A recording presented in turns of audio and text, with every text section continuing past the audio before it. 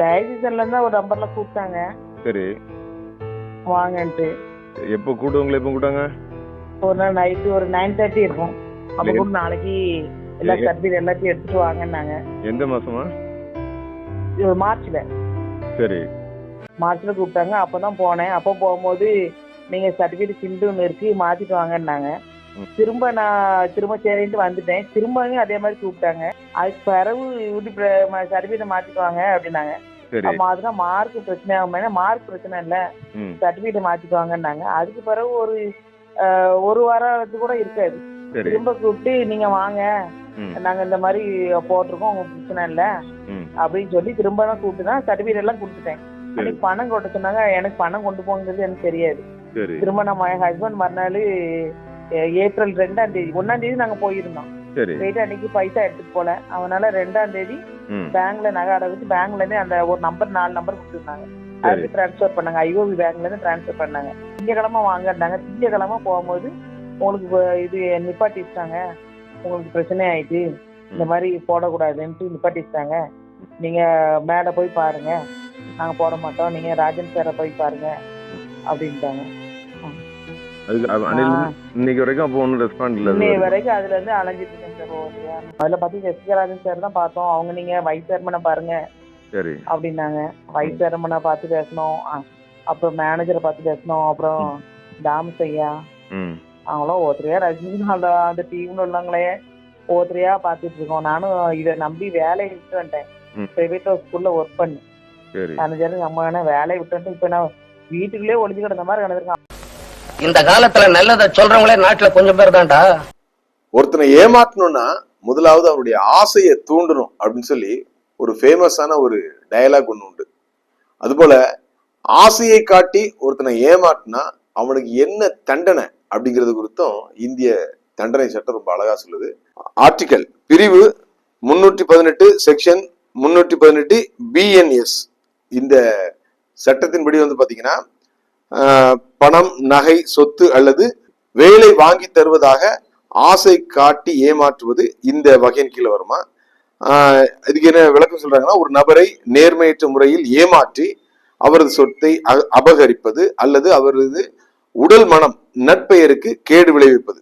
அதாவது வேலை வாங்கி தரேன் அப்படின்னு சொல்லி என்ன பண்றது, அவருடைய மனதை அவருடைய உடல் எல்லாம் என்ன பண்றது, நோகடிக்கிறது. இந்த குற்றத்துக்கு என்ன தண்டனை அப்படிங்கிறது இந்த குற்றத்தின் தீவிரத்தை பொறுத்து 3 ஆண்டுகள் முதல் 7 ஆண்டுகள் வரை சிறை தண்டனை மற்றும் அபராதம் விதிக்கப்படலாம்னு சொல்லி பாத்தீங்கன்னா இந்திய தண்டனை சட்டம் சொல்லுது. இந்த சட்டத்தை குறித்து நான் ஏன் உங்களுக்கு சொல்றேன் அப்படின்னா, தூத்துக்குடி ஆசிரியர் திருமண்டலத்தில் உள்ள முக்கிய நிர்வாகிகள் பாத்தீங்கன்னா ஒரு பெண்ணை ஏமாற்றி வேலை தருவதாக ஆசை வார்த்தை கூறி தற்பொழுது பாத்தீங்கன்னா நிற்கதியாக நட்டாற்றில் நிற்க விட்டிருக்கிறார்கள். இந்த தகவல் பாத்தீங்கன்னா எனக்கு சில நாட்களுக்கு முன்பாக வந்தது. ஆனாலும் நான் காத்திருந்தேன். காரணம், அந்த பெண்மணி பாத்தீங்கன்னா கடந்த 3 மாதமாக கடுமையான போராட்டம் திருமண்டலத்தில் உள்ள அனைத்து நிர்வாகிகளையும் சந்தித்து கேட்டுக்கொண்டே இருக்கிறார்கள். இன்று உனக்கு வேலை கிடையாது, செல் என்று துரத்தி விட்டிருக்கிறார்கள் என்பதை நான் இங்க பாத்தீங்கன்னா மிகவும் வேதனையோடு தெரிவிக்கிறேன். அந்த பெண் யார் என்றால், தூத்துக்குடி ஆசிரியர் திருமண்டலத்தில் உள்ள குறுக்காட்டூர் அப்படிங்கிற ஒரு சேகரம் இருக்கு, அங்க இருக்கின்ற பெண்மணி கவிதா. இந்த கவிதா அப்படிங்கிற பெண்மணிக்கு தான் பாத்தீங்கன்னா இப்படி ஒரு அநியாயம், அக்கிரமம் தூத்துக்குடி ஆசிரியர் திருமண்டலத்தில் தற்போது மக்களால் தேர்ந்தெடுக்கப்பட்டு வந்திருக்கின்ற நாங்கள் நியாயவான்கள், நாங்கள் பாத்தீங்கன்னா நேர்மையாக நடக்கிறோம், நாங்கள் ஒரு சிறு தவறு கூட செய்ய மாட்டோம், அப்படி செய்தாலும் அந்த தவறை நாங்கள் என்ன பண்ணுவோம், சீர் செய்து விடுவோம் என்று சொல்லிக் கொண்டிருக்கின்ற தற்போது இருக்கின்ற அண்ணன் எஸ்டிகே ராஜன் அவர்கள் தலைமையிலான நிர்வாகம் செய்திருக்கிறது. அந்த பெண் பாத்தீங்கன்னா என்கிட்ட பேசும்போது அவ்வளவு வேதனையோட பேசுனாங்க. அந்த கவிதா அப்படிங்கிற பெண் பாத்தீங்கன்னா கடந்த 2025ஆம் வருடம் பாத்தீங்கன்னா டெட் பாஸ் பண்ணியிருக்காங்க. அவர்கள் பாத்தீங்கன்னா SC ஷெட்யூல் காஸ்ட் என்று அழைக்கப்படுகின்ற அந்த வகுப்பை சேர்ந்தவர்கள். டெட்ல பாத்தீங்கன்னா 60 மார்க்குக்கு மேல எடுத்து பாஸ் பண்ணியிருக்காங்க.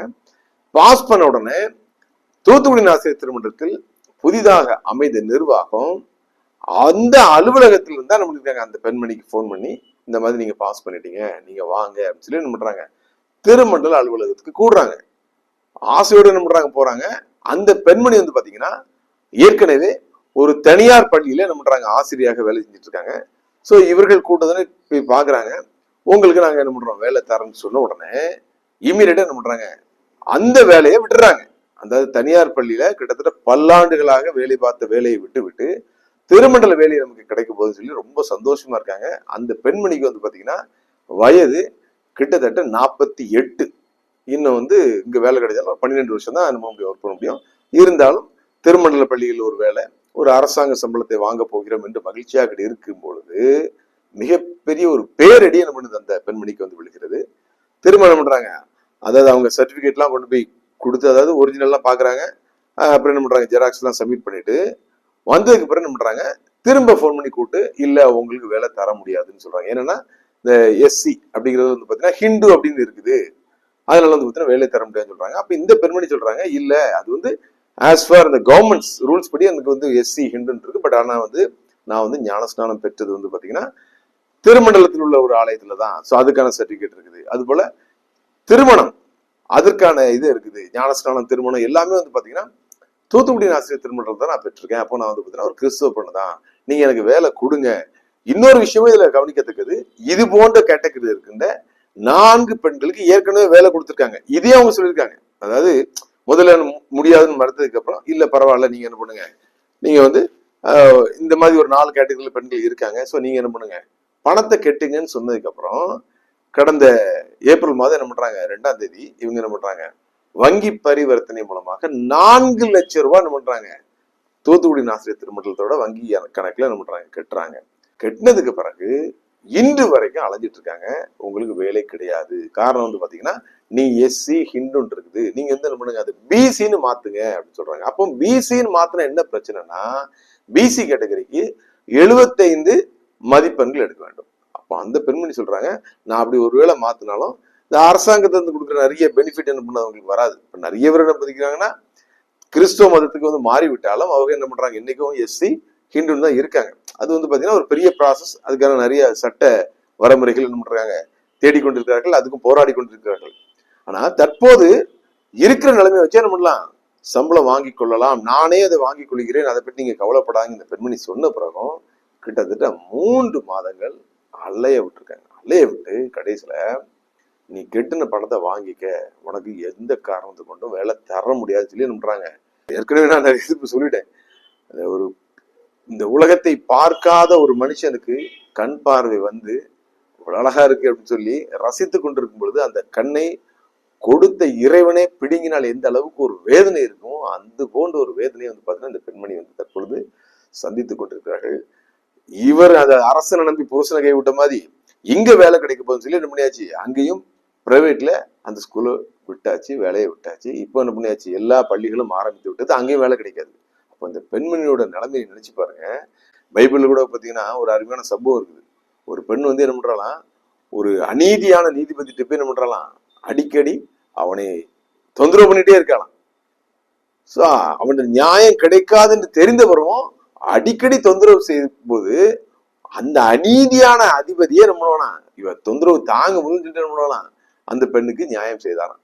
தற்பொழுது பேராயர் நான் தான், பேராயர் தேர்வில் நான் தான் முன்னணியில் இருக்கேன் என்று சொல்லுகின்ற நமது டிஜே தாமஸ் அவர்கள் தான் பாத்தீங்கன்னா அந்த பெண்ணை அழைத்து கடிந்து கொண்டு உனக்கு எந்த காரணத்தை கொண்டு தர முடியாது நீ போன்னு சொல்லி அனுப்பிட்டு இருக்காங்க.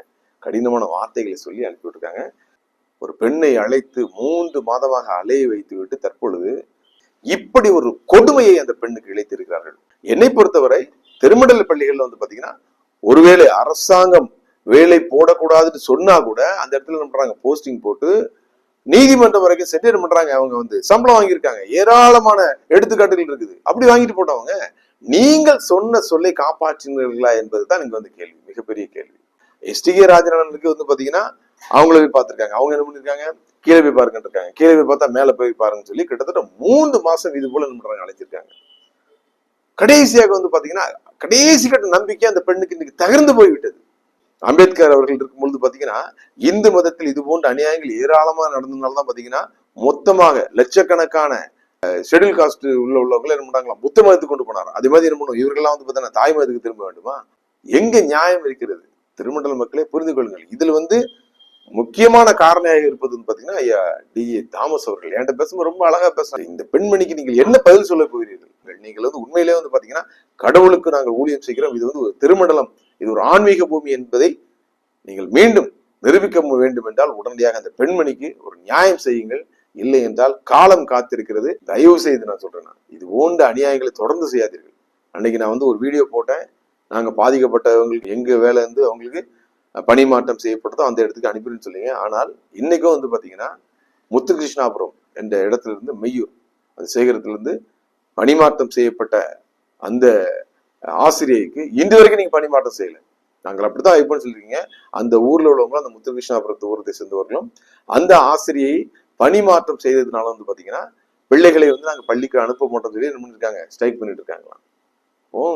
ஏன் இந்த அளவுக்கு பாத்தீங்கன்னா நீங்கள் உங்களுடைய மனதை கல்லாக்கிறீர்கள், கடினமாக்கிறீர்கள். பார்வோன் அன்னைக்கு அந்த காரியத்தை தானே செஞ்சாரு. கர்த்தர் உணர்த்திய பிறகும் இது தவறு என்று சொன்ன பிறகும் பாத்தீங்கன்னா தொடர்ந்து தன்னை கடினப்படுத்திய பார்வோன் போல இப்போது இருக்கின்ற நிர்வாகிகள் எதற்காக பெண்களை இப்படி நீங்கள் கொடுமைப்படுத்துகிறீர்கள்? நல்லாட்சி என்று நீங்கள் வந்து பார்த்தா நெஞ்சை மலர்த்தி கொண்டு மீடியால சொல்றீங்களா? இது நல்லாட்சியா? இங்க நடப்பது நல்லாட்சியா? எனவே தூத்துக்குடி ஆசிரியர் திருமண்டல மக்களே, மீடியா என்ற முறையில் நான் 650 கிலோமீட்டர் தள்ளி இருந்தாலும் எனக்கு வருகின்ற செய்திகள் உண்மையிலே பாத்தீங்கன்னா மிகவும் வேதனையாக இருக்கிறது. டிஜே தாமஸ் ஐயா பேராயராக மாறி இன்னும் எத்தனை கொடுமைகளை செய்வதற்கு நீங்கள் காத்து கொண்டிருக்கிறீர்கள் என்று தெரியவில்லை. அதாவது ஒரு ஆடு தப்பி போனாலும் அதற்காக கரட்சனை கொண்டவர் தான் நமது கர்த்தராகிய இயேசு கிறிஸ்து. ஆனா இங்க வந்து பாத்தீங்கன்னா ஏராளமான ஆயர்களும் ஏராளமான ஆசிரியர்களும் இன்னும் மனதுக்குள் அழுது கொண்டிருக்கிறார்கள், குமரி கொண்டிருக்கிறார்கள். இவர்கள் என்ன பண்றாங்க, வெளியே தெரியாது நினைக்கிறாங்க. நமது ஊடகம் நிச்சயமாக நியாயத்தின் பக்கம் மட்டும்தான் இருக்கும். இன்னொரு விஷயமும் எனக்கு கேள்விப்பட்டேன். அன்பி நகரம் அப்படிங்கிற ஊர்ல வந்து பாத்தீங்கன்னா அங்கு பணி நியமனம் செய்யப்பட்ட ஆயர் வந்து பாத்தீங்கன்னா அந்த ஊரை சேர்ந்தவர், அவர் போமன்றாரு. இப்ப வந்து பாத்தீங்கன்னா அந்த ஊர்ல என்ன பண்ணி இருக்குது, ஆயிரம் இல்லாம மக்கள் என்ன பண்றாங்க, திணறி கொண்டிருக்கிறார்கள், திகைத்து கொண்டிருக்கிறார்கள். காரணம் வந்து பாத்தீங்கன்னா அந்த ஊரிலிருந்து தேர்ந்தெடுக்கப்பட்டவர்கள் முன்னாள் நிர்வாகத்தினர் BSF அவருடைய அணியை சேர்ந்தவர்களாம். சோ அதற்காக நான் அந்த ஊருக்கு போக மாட்டேன்னு சொல்ற ஒரு வந்து ஆயிரம் அங்க போட்டு இப்பொழுது பாத்தீங்கன்னா ஆராதனை நடத்துவதற்கு ஆள் இல்லாம இருக்காங்களாம். இதெல்லாம் என்ன விஷயம்? நான் சொல்றேன், தேர்தல் முடிந்த அடுத்த நாளே வந்து பாத்தீங்கன்னா இங்க வந்து 2 அணிகள் என்பது கிடையாது, ஒரே அணி, ஆண்டவரின் அணி. ஆண்டவரின் திருமண்டலத்தை காப்பதற்காக ஊழியங்களை செய்வதற்காக நாம் உருவாக்கப்பட்ட ஒரு திருமண்டலத்தின் காவலர்கள், அவ்வளவுதான். எவ்வளவு சொல்றேன், இந்த பழிவாங்கும் படலும் மீண்டும் மீண்டும் மேலும் மேலும் தொடர்ந்து கொண்டே இருக்கிறது. அதனாலதான் பாத்தீங்கன்னா நான் ஏற்கனவே சொன்னேன், இவர்கள் இருவரும் வந்து பாத்தீங்கன்னா மாற்றப்பட வேண்டும். புதியவர்கள் நிர்வாகத்தில் வந்தால் மட்டும்தான் பாத்தீங்கன்னா அந்த பழிவாங்க என்னும் படலம் முற்றிலுமாக ஒளியும். திருமண்டலமானது மலையின் மேல் ஏற்றப்பட்ட விளக்காக ஒளி கொடுக்கும். தற்பொழுதும் வெளியில் தெரியாமல் நிறைய மக்களுக்கு வந்து பாத்தீங்கன்னா பாதிப்பை ஏற்படுத்தி இருக்கிறார்கள். வருங்காலங்களிலும் தங்களை பேராயர் போன்ற பெரிய பதவிகளில் அமர்த்தி தாங்கள் நினைத்ததை மட்டும் செய்வதற்கு காத்திருக்கிறார்கள் என்பதில் எந்த விதமான மறுப்பும் இல்லை, மாற்றமும் இல்லை. மக்கள் விழித்துக் கொள்ளுங்கள். அனைவருக்கும் நன்றி. சொல்றவன் சொந்த வாழ்க்கைய பத்தி எல்லாம் கிளறி பார்க்காதே. அவன் சொல்றதுல அறிவுக்கு பொருத்தமா இருந்தா நடங்க.